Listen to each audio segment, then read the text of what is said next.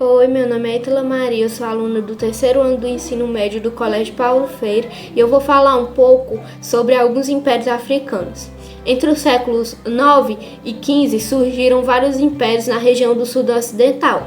Entre eles estavam Gana, Mali e Songhai.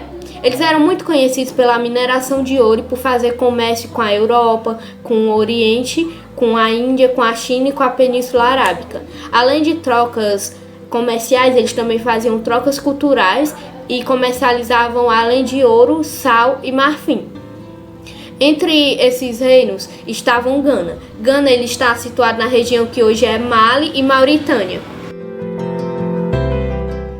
Eles estavam na transição entre o Saara e as florestas tropicais. Eles tinham uma terra muito rica em ouro, que deixou eles conhecidos como Terra do Ouro. O rei era chamado de Gana, Senhor do Ouro, e daí vem o nome desse império.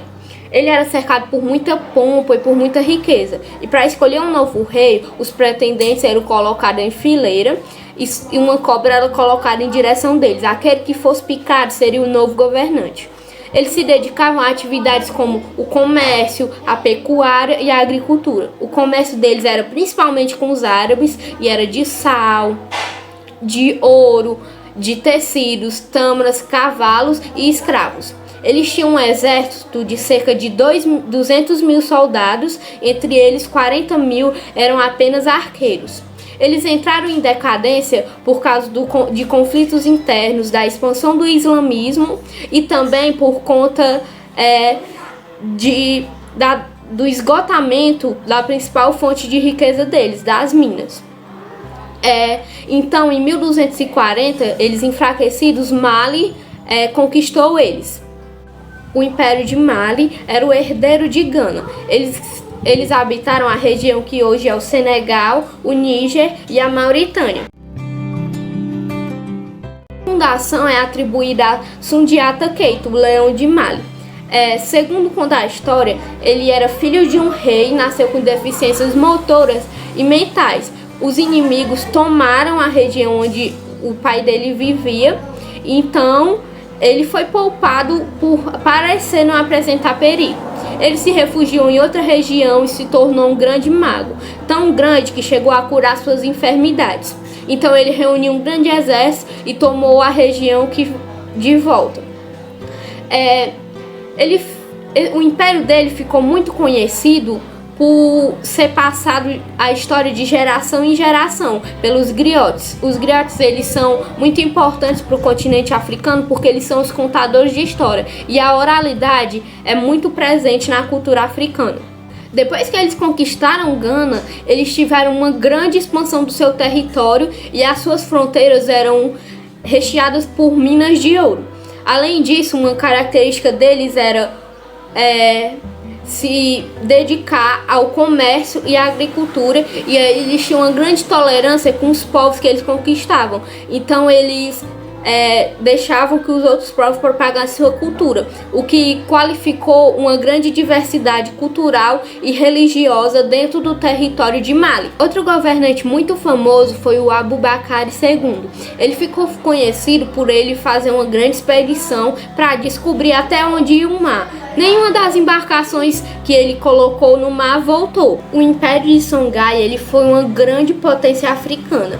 Eles se expandiram do noroeste da Nigéria e correspondiam ao que hoje é a Nigéria, o Níger e Burkina Faso. Eles tinham uma cultura e uma religião principalmente islâmica, só que algumas pessoas ainda cultuavam as divindades e os deuses das tradições africanas. E apesar deles serem muito islâmicos, eles também respeitavam muito os curandeiros. Eles tiveram uma grande ampliação do seu território. Por essa grande ampliação, eles tinham que ter uma organização complexa. Então eles foram divididos em 4 vice-reinos. Eles se dedicaram à agricultura, ao artesanato, a minas auríferas e a minas salinas. Os povos conquistados, eles tinham que pagar altos impostos, principalmente os lavradores, que tinham que dar grande parte da sua produção, o que fazia a população viver em extrema pobreza. mas eles também eram conhecidos como grandes centros de conhecimento. A sua população ela era muito populosa e eles tinham água canalizada do rio Níger. Eles eram um território muito rico, isso chamou a atenção do Império de Marrocos, que foi lá e conquistou eles. Na região do Golfo da Guiné viveu o povo Yorubá. Naquela região tinha muitas terras férteis e eram favorecidas pela água. Eles migraram do noroeste africano e cultuavam a divindade Oduduwa. Segundo eles, essa divindade ela havia colocado um punhado de terra sobre a água e colocado uma galinha que ciscou e criou o mundo. Eles eram muito relacionados com a religião e a religião que mais se expandiu entre eles foi o islamismo, mas eles também cultuavam o cristianismo e as religiões africanas tradicionais. As suas principais coisas que eles ficaram mais conhecidos foi pela arte, principalmente pela produção de joias, de máscaras e de cerâmicas ricamente enfeitadas.